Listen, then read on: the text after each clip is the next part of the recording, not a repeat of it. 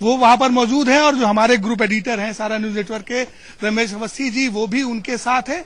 यहाँ पर सुरक्षा के भी काफी इंतजाम किए गए हैं, और 2 कार्यक्रम आज है। कह सकते हैं कि ये पहले चरण का मतदान कल होने के बाद जो पहली जनसभा है बांदा में उप मुख्यमंत्री डॉक्टर दिनेश शर्मा की, और इसके पहले भी लगातार वो चुनावी दौरे करते रहे हैं, और आज उनका कह सकते हैं कि पहले चरण के मतदान के बाद बुंदेलखंड में दौरा है। और बुंदेलखंड के अगर मैं इतिहास की बात करूं तो 2017 में यहां पर 19 सीटों में पूरे बुंदेलखंड में जो 7 जनपद आते हैं, उन 7 जनपदों की पर 19 विधानसभा सीटों पर भारतीय जनता पार्टी का कब्जा था। हालांकि इस बार की अगर मैं बात करूं तो यहां पर बांदा के समीकरण थोड़े से बदले हुए हैं। जो तिंदवारी विधायक ब्रजेश प्रजापति थे, उन्होंने समाजवादी पार्टी ज्वाइन कर ली है, वो स्वामी प्रसाद मौर्य के समर्थक माने जाते हैं। इसके साथ ही साथ बांदा सदर पर प्रकाश द्विवेदी जो विधायक है उनको रिपीट किया गया है, और बाकी दोनों सीटों पर प्रत्याशी बदले गए हैं। जहां बबेरू से अजय पटेल को टिकट दिया गया है, वहीं नरेनी से ओम मणि वर्मा को टिकट मिला है। आप देख सकते हैं हमारे कैमरामैन जो सहयोगी है वो दिखा रहे हैं किस तरीके से लोग जो भारतीय जनता पार्टी के नेता कार्यकर्ता हैं वो डॉक्टर दिनेश शर्मा का स्वागत कर रहे हैं, और उनके साथ हमारे ग्रुप एडिटर रमेश अवस्थी जी भी है मौजूद हैं। 2 जनसभाएं उनकी आज होनी है। पहली जनसभा तिंदवारी में होनी है, उसके बाद दूसरी जनसभा उनकी बबेरू में होनी है। काफी महत्वपूर्ण है बुंदेलखंड भारतीय जनता पार्टी के लिए, चूंकि पिछले 2017 के विधानसभा चुनाव में यहाँ की 1900 सीटों पर भारतीय जनता पार्टी का कब्जा रहा था। कहीं ना कहीं काफी महत्वपूर्ण दौरा भी है ये माना जा रहा है। और बांदा के अगर मैं जातिगत समीकरणों की बात करूं तो यहाँ पर SC ST पहले नंबर पे आते हैं, ब्राह्मण दूसरे नंबर पर हैं, और वैश्य तीसरे नंबर पे हैं। सर, आपका स्वागत है। बुंदेलखंड में एक सवाल मेरा भी है। बुंदेलखंड में 2017 में भाजपा ने इतिहास रचा, 1900 सीटें जीती।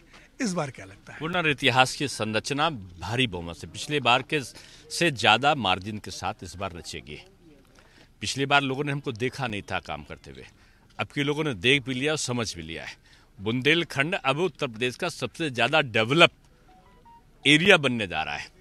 हर बुंदेलखंड एक्सप्रेसवे का कितना फायदा मिलेगा? देखिए, हम लोग फायदा और नुकसान के लिए काम कहाँ करते हैं।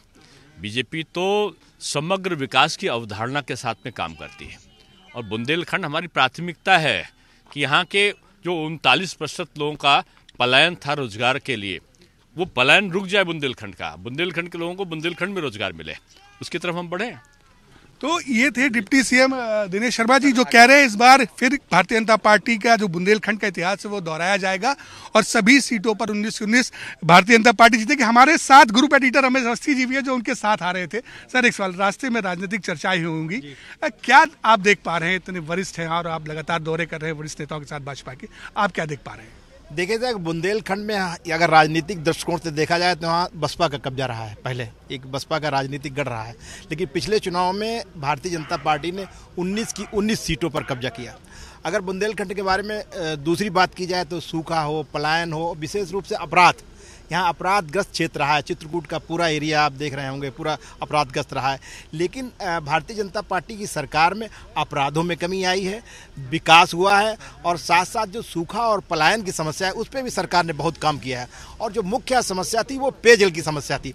पेयजल पे भी जो जल शक्ति मंत्रालय है उस मंत्रालय ने भी पेयजल पे काफ़ी किया, और मुख्यमंत्री जी के प्रयासों का यहाँ जो प्रभाव है पूरी तरीके से देखा जा सकता है। तो ये थे हमारे ग्रुप एडिटर रमेश अवस्थी जी, जो लखनऊ से हेलीकॉप्टर से साथ में आए हैं डिप्टी CM दिनेश मौर्य के साथ में, और रास्ते में तमाम राजनीतिक परिचर्चा हुई उत्तर प्रदेश के प्रदर्शन को लेकर के। और उनका कहना है कि जो सबसे बड़ी समस्या थी बुंदेलखंड की पेयजल को लेकर के, उसका समाधान होने की कगार पर है। जो अपराध की समस्या थी वो लगभग खत्म हो चुकी है। Due to studio. बिल्कुल रजत, अब आपसे ये भी जरूर समझना चाहेंगे, क्योंकि बुंदेलखंड का आप जिक्र कर रहे हैं, 2017 का जब हम बात का फिगर देखते हैं तो पता चलता है कि एक जबरदस्त बढ़त बीजेपी ने यहाँ पर बनाई थी, और जैसे कि भी आप भी बता रहे हैं कि 19 सीटों पर दबदबा रहा था बीजेपी का। लेकिन अब मौजूदा सिनेरियो क्या नजर आता है, क्योंकि जैसे कि हम कह भी रहे हैं कि समाजवादी पार्टी प्लस RLD का कॉम्बिनेशन तैयार हो चुका है। कांग्रेस ने भी अपनी जी तोड़ मेहनत ग्राउंड लेवल पर रखी है। दलित वोटर्स का इंपैक्ट यहाँ पर ज्यादा दिखाई देता है, और बसपा के लिए भी फ्रूटफुल ये पोजीशन यहाँ पर नजर आती है। थोड़ा आप समझा पाए कि कितना टफ कंपटीशन यहां पर अभी नजर आ रहा है, क्योंकि मौजूदा स्थिति ये दिखा रही है कि 1-2 सीटों पर बीजेपी को नुकसान भी हो सकता है। देखिए, निश्चित ही अगर मैं बुंदेलखंड की बात करूं तो जैसा हमारे ग्रुप एडिटर बता रहे थे कि एक समय पर ये बसपा का गढ़ रहा है। हालांकि जो 2017 का विधानसभा चुनाव हुआ, बुंदेलखंड में जितने भी जिले आते हैं, चाहे वो जालौन हो, बांदा हो, झांसी हो, ललितपुर हो, महोबा हो, चित्रकूट और हमीरपुर हो, इन 1900 विधानसभा सीटों पर भारतीय जनता पार्टी ने कब्जा किया। लेकिन अगर जहां मैं मौजूद हूं बांदा, अगर उस जनपद की बात करूं, वहां के राजनीतिक समीकरणों की बात करूं तो निश्चित ही समीकरण बदलते हुए दिख रहे हैं। एक तरफ कांग्रेस जहां पूरा जोर लगा रही, वहीं पर जो बांदा से तिंदवारी से विधायक थे ब्रजेश प्रजापति, वो समाजवादी पार्टी में शामिल हो गए हैं, स्वामी प्रसाद मौर्य के करीबी है और उन्हें समाजवादी पार्टी ने टिकट भी दिया। इसके साथ ही साथ भारतीय जनता पार्टी ने भी यहाँ पर 2 चेहरे बदल दिए, अपने 2 वर्तमान विधायकों के टिकट काट दिए हैं। जहां से बबेरू से उन्होंने नए प्रत्याशी के रूप में अजय पटेल को टिकट दिया है, वहीं नरैनी से ओममणि वर्मा को टिकट दिया है। तो कहीं ना कहीं भारतीय जनता पार्टी भी हालातों को समझ रही थी, जिस वजह से उन्होंने 2 प्रत्याशी अपने बदले हैं, 2 वर्तमान विधायकों को टिकट काट दिए।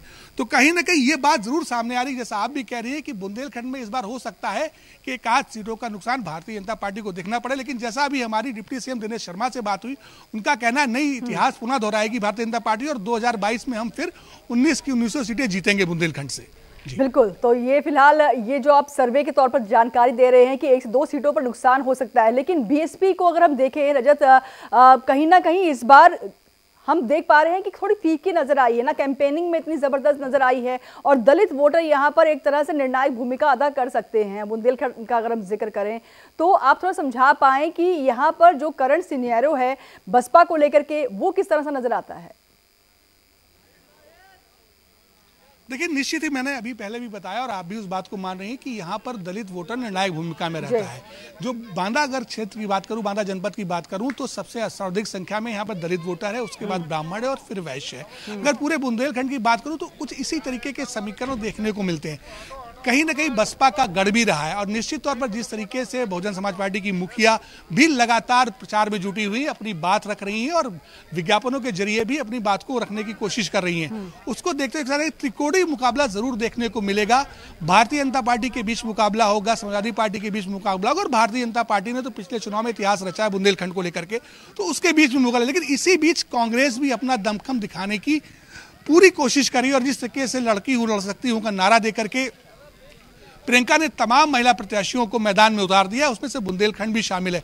40% टिकट देने की बात कही थी कांग्रेस की जो राष्ट्रीय महासचिव और उत्तर प्रदेश की प्रभारी है प्रियंका गांधी, उन्होंने उसके हिसाब से देखा जाए तो लगभग 40% टिकट अब तक महिलाओं को दे दिए गए हैं और यही हाल बांदा में भी है और बुंदेलखंड के अन्य जनपदों में है। तो निश्चित ही लड़ाई चतुष्कोणी भी हो रही है, लेकिन बाजी किसके हाथ में लगेगी, चूंकि जैसा भी डिप्टी सीएम दिनेश शर्मा ने खुद कहा कि पिछली बार उनके पास बताने को कुछ नहीं था जब वो सरकार में आए थे, लेकिन अब उनके पास 5 साल का कार्यकाल रहा है और उन 5 सालों में उन्होंने क्या किया है उत्तर प्रदेश को लेकर के और खासतौर पर बुंदेलखंड के विकास को लेकर के, तो वो बातें वो आम जनता को बताने आए हैं। तो देखना जरूर होगा कि 14 कब ये इसके जब 10 मार्च को रिजल्ट आएंगे तो बुंदेलखंड से भारतीय जनता पार्टी या किसी अन्य दल को कितनी सीटें मिलती है। फिलहाल यहाँ चौथे चरण में 23 फरवरी को मतदान होना है जी। लेकिन अब स्टैंडिंग कंपटीशन में तो समाजवादी पार्टी भी है और समाजवादी पार्टी को लेकर के भी अब जैसे कि समाजवादी पार्टी तो दम भर रही है कि इस बार तो 400 प्लस लेकर जाएंगे हम।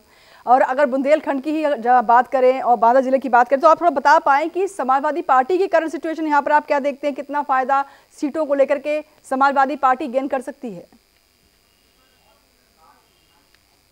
देखिए, अगर मैं 2017 की बात करूं, अपनी बात को दोबारा दोहरा रहा हूं तो सारी सीटें भारतीय जनता पार्टी ने जीती। इस बार बांदा में एक फेरबदल जरूर हुआ है कि बांदा की तिदवारी विधानसभा सीट से जो भारतीय जनता पार्टी के विधायक थे ब्रजेश प्रजापति, उन्होंने भाजपा छोड़ करके समाजवादी पार्टी ज्वाइन कर ली और जैसा बताया जा रहा है और जैसा माना भी जाता है कि वो स्वामी प्रसाद मौर्य के करीबी थे। जब उन्होंने पार्टी छोड़ी स्वामी प्रसाद मौर्य तो उनके साथ ही ब्रजेश प्रजापति भी चले गए। निश्चित ही वो वर्तमान विधायक हैं, भले उन्होंने दल बदल लिया है, कहीं ना कहीं उनकी भी अपनी पकड़ है। तो निश्चित तौर पर यह माना जा रहा है कि वो भी कड़ी टक्कर देंगे और केवल बांदा जनपद में नहीं, जो अन्य जनपद है बुंदेलखंड के, उनमें भी समाजवादी पार्टी के प्रत्याशी कड़ी टक्कर देते हुए दिख रहे हैं। हालांकि चुनाव प्रचार यहां पर 20 तारीख को बंद होगा, 23 तारीख को मतदान होगा, रिजल्ट 10 मार्च को आएगा। लेकिन फिलहाल यह कहा जा सकता है कि सभी पार्टियां अपना पूरा दमखम लगाए हैं बुंदेलखंड में सीटों को हासिल करने के लिए। वही भाजपा को अपना इतिहास दोहराने के लिए पूरा दमखम लगाना पड़ रहा है और शायद इसी कड़ी में आज डॉक्टर दिनेश शर्मा के इस दौरे को देखा जा रहा है।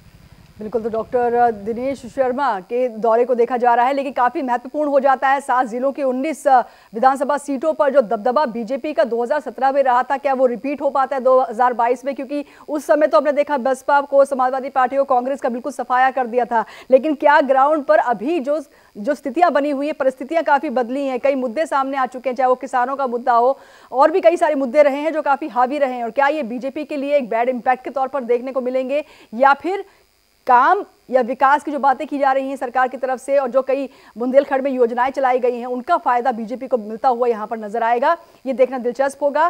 फिलहाल शुक्रिया आपका रजत सिन्हा इन तमाम जानकारियों के लिए। और इसी के साथ खबरों में बस इतना ही। दीजिए इजाजत। सहारा प्रणाम।